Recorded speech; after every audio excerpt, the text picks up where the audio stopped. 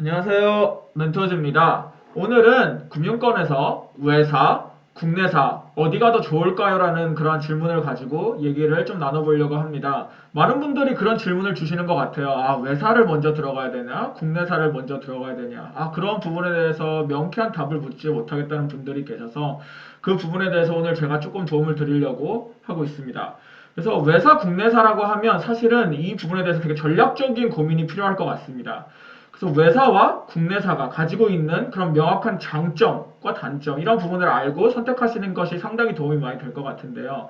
일단 조금 더 세밀하게 들어가자면 어떤 부서가 외사나 국내사 중에 잘하는지를 일단 아시는 게 되게 중요할 것 같습니다.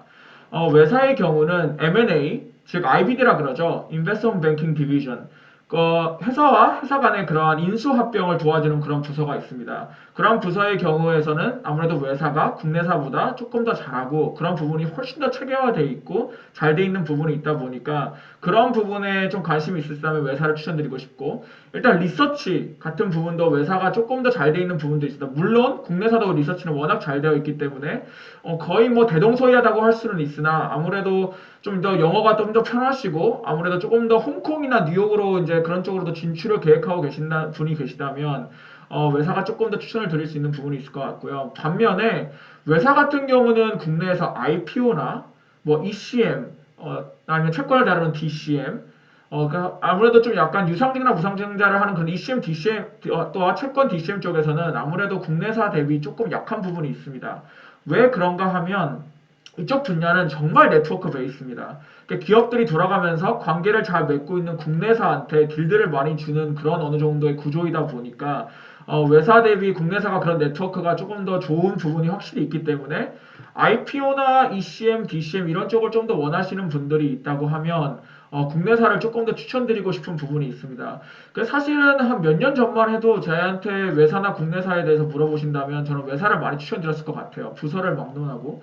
하지만 지금은 부서별로 명확하게 장점을 이해하셔야 되고 부서별로 잘하는 부분이 국내사가 엄청 많이 올라와 있는 상태이기 때문에 저는 사실은 뭐 인맥적인 측면에서나 아니면 조금 더 동기가 많거든요. 아무래도 국내사가 외사는 사실 들어가는 동기 수가 거의 없다고 보시면 돼요. 보통 한두 명 같이 들어가는 케이스가 다반사라서 그래서 아무래도 좀 같이 들어가는 그런 동기애가 좀 적다고 해야 됩니다. 그래서 그러한 전반적인 요소를 고려해 봤었을 때는 그런 부서에 있어서만큼은 국내사 IPO나 ECM, DCM 같은 경우는 국내사를 조금 더 추천드리고 싶은 부분이 있습니다. 그래서 그런 부분들은 좀 면밀히 고려를 하셔가지고 외사와 국내사를 선택하셨으면 좋겠고 그리고 이러한 부분에 대해서 또 그럼 어떻게 외사 국내사가 채용 방식이 어떻게 다르냐 좀 궁금해하시는 분들이 있으실 것 같아요. 외사 같은 부분은 상당히 간단해요. 일단 레저메 정도를 그냥 한 장 정도를 무조건 만드세요. 그래서 레저메를 보내달라 그러거든요. 그래서 레저메 양식 같은 경우는 보통 이렇게 이메일, 구글이나 아니면 뭐 어떤 카페라든지 그런 되게 양식 같은 게 이미 잘 되어 있는 것들이 상당히 많습니다. 그래서 그런 것들을 가지고 오셔서 잘 작성을 하시고 일단 조금 더 팁을 드리자면 정말 경험 위주로 자세히 적으세요. 경험 위주로 되게 액티브한 동사를 써가면서 내가 어떠한 역할을 했고 어떠한 일을 했고 어떠한 프로젝트에 가담을 했는지 이런 부분을 명확하게 적으시길 바랍니다. 오히려 쓸데없는 그런 경험이나 별로 관련되지 않는 그런 경험들 적는 것보다 한 경험을 했더라도 그 경험에 대해서 정말 자세히 적어주는 게 훨씬 더 도움이 될 수 있다고 봅니다. 그래서 그런 레저메를 보고 어느 정도 그런 그 채용하시는 분들이 괜찮겠다 싶으면 연락을 가는 그런 구조고 어느 정도 뭐 맞지 않는다 생각을 하면 연락이 안 가는 경우가 많습니다. 그래서 뭐 한 2주 정도 내에 답변이 안 온다거나 뭐 길게는 한 달 정도 내에 답변이 안 온다 하시면 떨어졌구나라고 생각을 하시면 될 것 같고요. 연락이 오시면 이제 폰 인터뷰나 1차 면접을 보러 오러 하기 때문에 그때 이제 그 이후에 채용 프로세스를 진행하시면 되고요. 국내사 같은 경우는 뭐 증권사나 은행 뭐 이런 걸 예로 설명드리면 레저메가 없습니다. 다 자소서 베이스고요. 무조건 거의 공채 베이스이기 때문에 물론 수시로 채용하는 경우도 당연히 있긴 있습니다만은 거의 다 공채 케이스이기 때문에 상하반기 공채가 나왔을 때마다 금융권의 특히 증권사 같은 경우는 거의 다 하반기 채용을 하는 상태이기 때문에 자소서를 좀 잘 쓰시고 자소서를 쓰실 때도 자기의 경험을 잘 녹여내시길 바랍니다. 그런 부분들을 잘 말을 해야 그래서 제가 인턴이 상당히 중요하다고 말씀드리는 게 자격증 같은 거는 사실은 좀 어느 정도 도움은 될 수 있는데 경험을 풀어내기가 쉽지 않잖아요. 그래서 그런 경험을 풀어내고자 인턴 그런 부분들을 잘 그 직무와 연관시켜서 풀어내시면 도움이 되실 것 같습니다. 그리고 또 여러분들이 연봉에 대해서도 좀 궁금해 하실 것 같은데요. 외사가 물론 당연히 국내사 대비 첫 들어가는 연봉은 높을 수밖에 없습니다. 왜냐하면 홍콩과 뉴욕 그런 글로벌 스탠다드에 맞는 어느 정도의 연봉을 보장을 해주기 때문에 일단 뭐 아까 제가 말씀드렸던 M&A 그런 부서라던가 전반적으로 그 리서치, 세일즈 앤 트레이딩, 뭐 ECM, DCM 등 다양한 부서가 있는데 일단 기본급은 거의 뭐 8천 이상 정도라고 생각을 하시면 될 것 같고요. 근데 각 부서마다 인센티브 레벨이 다릅니다. 뭐 M&A 부서 같은 경우는 인센티브가 좀 월등히 높은 편이고요. 리서치나 뭐 세일즈 앤 트레이딩 이런 부분은 좀 아무래도 인센티브가 좀 적겠죠. 그래서 기본급이 조금 높은 것으로 커버를 하는 경우가 있는데 뭐 대개는 그래도 거의 뭐 사실은 초봉부터 인센티브와 기본급을 합쳐서 연봉을 합쳐서 한 1억 정도가 넘는 연봉을 수령하실 수 있다고 생각하시면 될 것 같고요. 국내사 같은 경우는 그거에 반해서 상당히 그 정해져 있는 그런 연봉 베이스가 있습니다.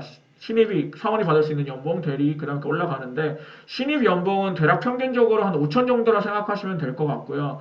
되게 뭐 큰 뭐 무리 없이 인센티브는 사실은 사원 때는 그렇게 크지가 않은 것이 사실입니다. 뭐 많아봤자 1000에서 1500 정도라고 생각하시면 될 것 같고 많게는 2000 정도까지도 보실 수 있을 것 같은데 보통의 경우에 사원에서 대리, 즉 3년 뒤에 대리로 진급했었을 때 확실히 기본급이 그때 아마 전폭폭이 가장 클 거라 생각하시면 될 것 같습니다.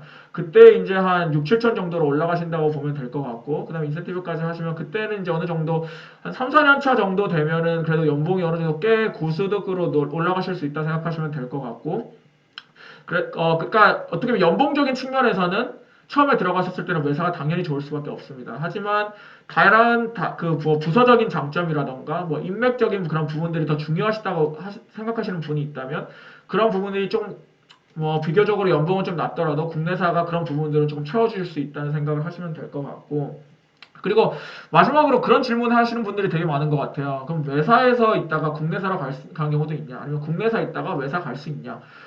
두 부분 다 가능한 케이스입니다. 제가 두 케이스 다 많이 본 경우고, 사실은 국내사로 시작하셨다가 외사로 가시는 분들 있고, 외사로 시작하셨다가 좀 이제 나중에 직급이 올라서 국내사로 가시는 분들이 되게는 케이스가 많은데, 일단 뭐 조금 더 어떤 경우가 많냐고 하면 아무래도 외사를 먼저 들어가서 국내사로 가는 케이스가 조금 더 쉽다고 할 수 있는 부분이 국내사 들어가서 외사도 당연히 갈 수 있지만 일단 영어가 어느 정도 능력이 수반돼야 되는 부분이 있기 때문에 아무래도 국내사를 들어가시는 분들이 있다면 영어가 좀 안 되시거나 좀 힘들어하시는 분들이 좀 있기 때문에 국내사를 선택하시는 그런 분들도 있습니다. 그래서 그런 확률적인 부분에서 아무래도 외사에서 국내사 가는 게 조금 더 케이스가 쉬울 수 있다고 말씀드릴 수 있을 것 같고요.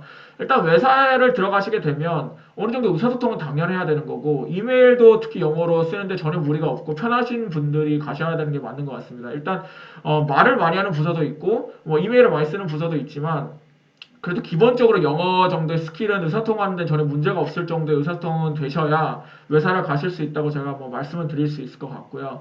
국내사에서 외사 가는 거는 또 뭐 어려운 케이스는 절대 아닙니다. 단지 영어 정도 수준이 돼야 되고 그런 직무를 했던 그런 경험들이 상당히 중요합니다. 국내사에서 했던 사실 리서치에서 리서치 가는 거는 하는 역할이 똑같기 때문에 크게 뭐 달라지는 건 없을 것 같은데 이제 뭐 그 외사에서 국내사로 보통 가시는 케이스 같은 경우는 나중에 좀 직급이 올라가셔서 국내사로 와서 좀 연봉이나 이런 걸 협상을 잘 하시고 좀 높은 직급으로 가셨을 때 그렇게 하는 경우가 되게 많은 것 같고 국내사에서 외사로 가시는 경우에 되게 케이스는 조금 더 롤의 확장이라던가 아니면 홍콩이나 좀 외국으로 나가고 싶어 하시는 분들이 있다 그러면 그래서 국내사에서 외사로 가시는 분들이 있는 것 같고 근데 이제 뭐 국내에서 나는 굳이 쓰는 게 더 편하다. 국내에서 더 성공을 하고 싶다고 생각하시는 분들은 굳이 외사를 요즘은 선택하시지 않는 것 같아요. 국내에서 쭉 네트워크 쌓고 계속 국내에서 성장해 나가서 그런 기반을 가지고 성공하시는 케이스들도 여러 있는 것 같습니다.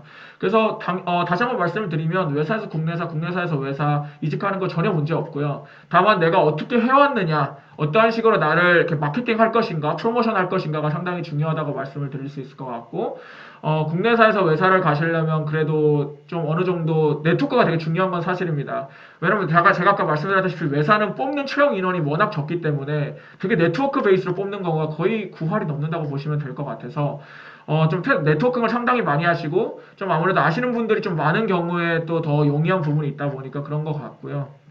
그리고 국내사에서 외사로 가시고 싶어 하시는 분들은 좀 연봉을 좀 더 점프업 하시고 싶다거나 아까 제가 말씀드렸다시피 외국으로 나가시고 싶어 하시는 분들이 그렇게 대기하는 경우가 있는 것 같습니다.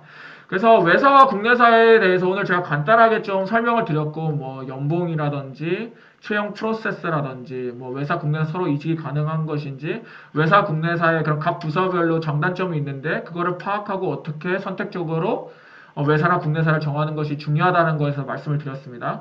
그래서 오늘 그 부분을 참고를 하셔서 상당히 많은 분들이 이런 질문을 주시는데 외사, 국내사 자기한테 맞는 선택을 하시길 바라겠고요. 굳이 뭐 제가 처음에 외사나 국내사를 선택하셨더라도 그 반대되는 케이스로 나중에라도 충분히 이직이 가능하시니까 그런 부분에 대해서는 좀 걱정을 덜 하셔도 될 것 같고 처음 맡게 되시는 그런 롤에서 잘 하시는 게 상당히 중요하다고 다시 한번 말씀을 드리고 싶습니다. 그래서 이상으로 오늘 외사와 국내사에서 말씀을 드렸고요. 이 부분을 참고하셔서 꼭 여러분들의 선택에 도움이 됐으면 좋겠습니다. 이상으로 멘토즈였습니다. 감사합니다.